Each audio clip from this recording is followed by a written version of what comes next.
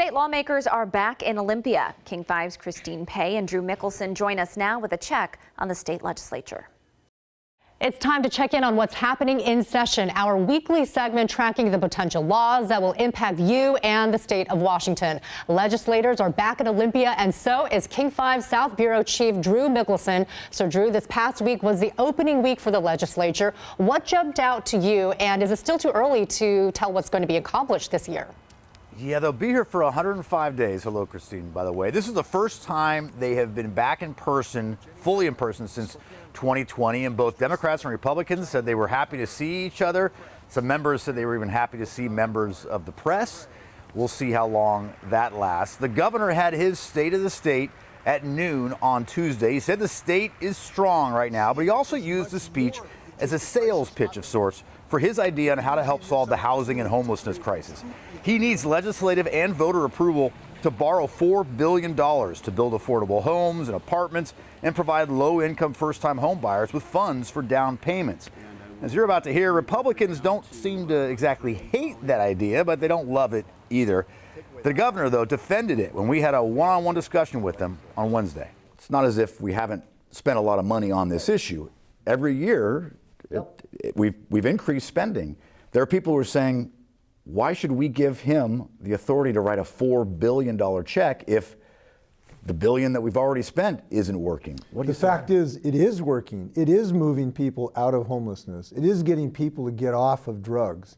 It is working to get people the mental health treatment they need. It is building housing. It's just not doing it at the scale we need. It's not the worst suggestion that's come. Will we support it?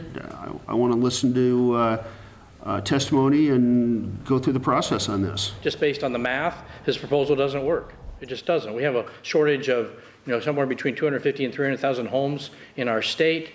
He claims that with $4 billion over 6 years, he can build 20,000 homes. There's no evidence to say he can do it. So, Drew, the state's drug possession law is going to be one of the most discussed issues this season. How do you see that playing out this year? Yeah, it'll get a lot of debate, probably a little later in the session, but to catch everyone up, back in 2021, the state's Supreme Court threw out the state's felony drug possession law, essentially legalizing drugs. That was not something the legislature was willing to do at that point, so the legislature passed a law that makes it an arrestable offense, but after you've been stopped with drugs 2 times prior. So the third time is when you would get arrested.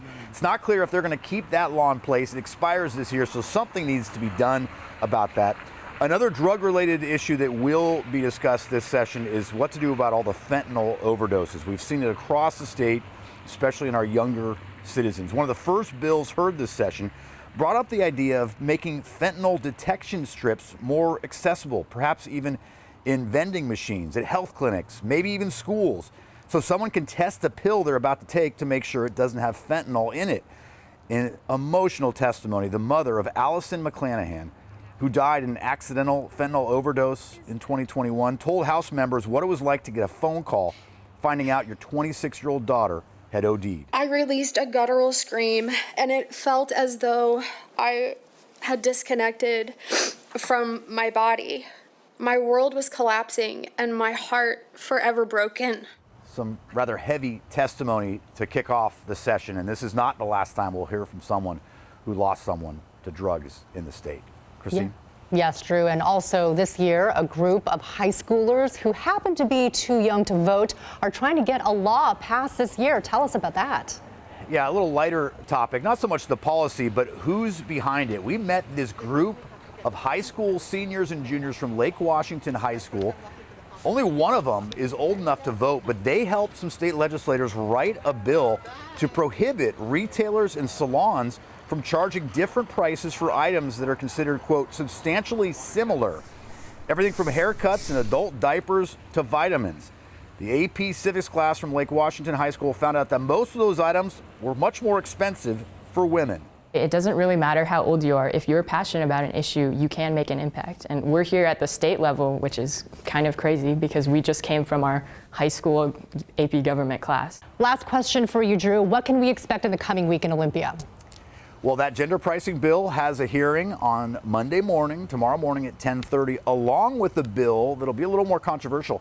This would lower the blood alcohol content level to determine when someone is a drunk driver from 0.08 to 0.05. It appears to have the backing of Republicans, law enforcement, Democrats as well, and the governor told us he would likely support that. So that'll be an interesting hearing to hear on Monday morning. Thanks so much, Drew. We'll see you at the Capitol all week and back here next Sunday for In Session. And to see all of Drew's coverage at the state capitol, text the word session to the number on your screen, 206-448-4545, and we'll send you a link.